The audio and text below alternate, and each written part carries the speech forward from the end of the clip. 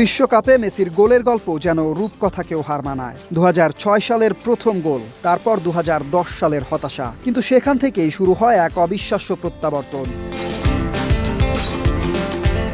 ২০১৪ বিশ্বকাপে ৪ গোল করে আর্জেন্টিনাকে তুলেছিলেন ফাইনালে, আর ২০১৮ সালে করেছিলেন একটি গোল। তবে আসল বিস্ফোরণ দেখা যায় কাতার বিশ্বকাপে।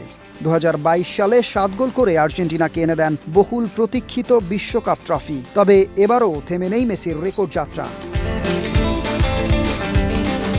২০২৬ বিশ্বকাপের প্রথম ম্যাচেই আলজেরিয়ার বিপক্ষে করেন নিজের প্রথম বিশ্বকাপ হ্যাট্রিক। অস্ট্রিয়ার বিপক্ষে জোড়া গোল করে ভেঙে দেন ১২ বছরের পুরনো একটি রেকর্ড। এর মাধ্যমে তিনি ছাড়িয়ে যান জার্মান কিংবদন্তি মিরোস্লাভ ক্লোসাকে। আর ম্যাচের শেষ দিকে করেন ১৮তম গোল, ফলে বিশ্বকাপের ইতিহাসে সর্বোচ্চ গোলদাতার আসনে আরও শক্তভাবে বসেন আর্জেন্টাইন অধিনায়ক।